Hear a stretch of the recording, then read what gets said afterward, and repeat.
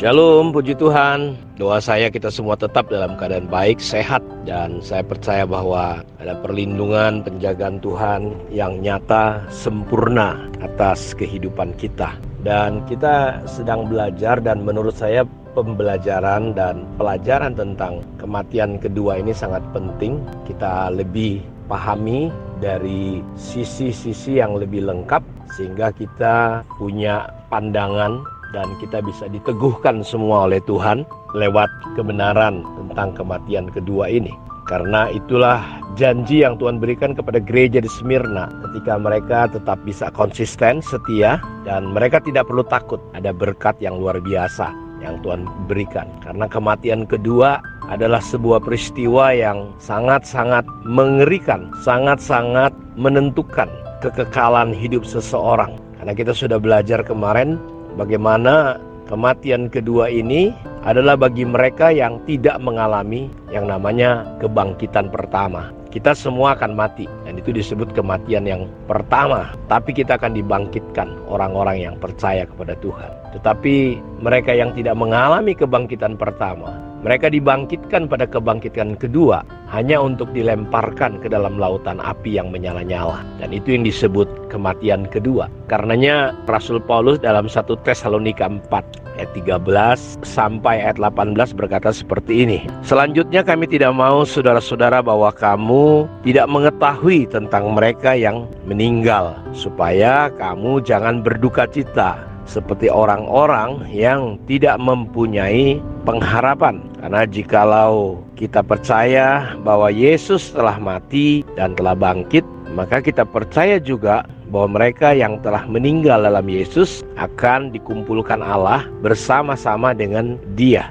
Ini kami katakan kepadamu dengan firman Tuhan, kita yang hidup yang masih tinggal sampai kedatangan Tuhan sekali-kali tidak akan mendahului mereka yang telah meninggal. Sebab pada waktu tanda diberi, yaitu pada waktu penghulu malaikat berseru dan sangkakala Allah berbunyi, maka Tuhan sendiri akan turun dari sorga, dan mereka yang mati dalam Kristus akan lebih dahulu bangkit. Sesudah itu kita yang hidup yang masih tinggal akan diangkat bersama-sama dengan mereka dalam awan menyongsong Tuhan di angkasa. Demikianlah kita akan selama-lamanya bersama-sama dengan Tuhan. Karena itu hiburkanlah seorang akan yang lain dengan perkataan-perkataan ini. Jadi ini pengharapan kita orang-orang yang mempercayai Yesus sebagai Tuhan. Kita percaya bahwa di balik kematian yang pertama ada kebangkitan. Karena itu Paulus ingin kita memahami dengan benar kebenaran ini, supaya kita tidak berduka cita, kita tidak sedih ketika kita menghadapi realita, kenyataan bahwa satu hari kita ini semua ditentukan untuk mati. Setelah itu kita akan menghadap pengadilan Tuhan.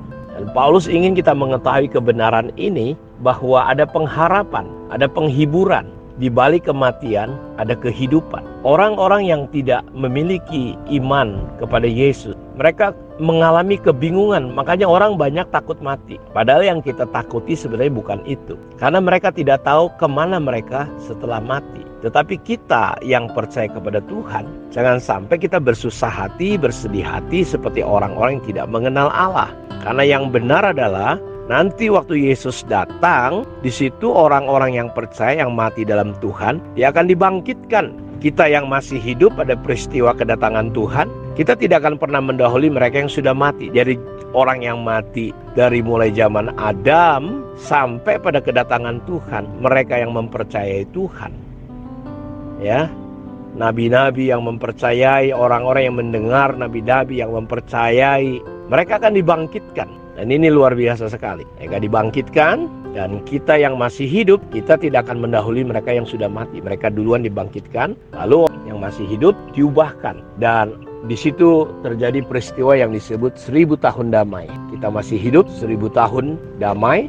Pusat pemerintahan dunia ada di Yerusalem. Yesus jadi raja, jadi Tuhan. Selesai peristiwa itu, disitulah yang kita bahas kemarin, satu takhta putih muncul ketika langit dan bumi yang lama lenyap. Di situ ada takhta pengadilan Tuhan.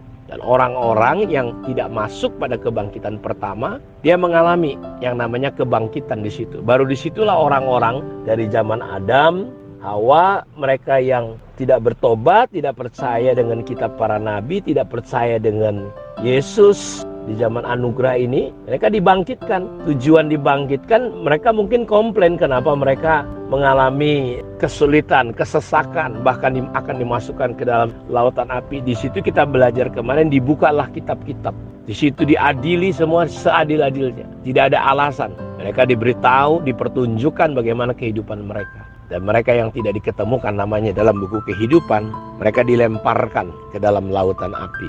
Dan Alkitab berkata, itulah kematian yang kedua. Makanya kita perlu memahami dan belajar tentang kematian yang kedua ini supaya kita benar-benar, Bapak Ibu kita semua pagi hari ini bersukacita, bersyukur karena kita bisa mendapatkan kebenaran tentang kematian kedua ini, dan itu menolong membuka wawasan kita. Kita bukan karena takut masuk neraka, tetapi kita menyadari bahwa betapa baiknya Bapa di surga telah memberikan kepada kita anaknya yang tunggal, supaya kita yang percaya tidak binasa, tetapi beroleh kehidupan yang kekal. Kita bebas lepas dari yang namanya kematian kedua. Karena itu hargai kemurahan dan anugerah Tuhan dalam kehidupan kita.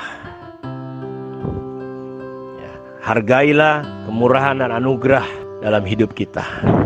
Ya, kiranya Tuhan memberkati Bapak Ibu semua. Tetap semangat, tetap kuat, tetap sehat, tetap bersukacita di dalam Tuhan. Amin.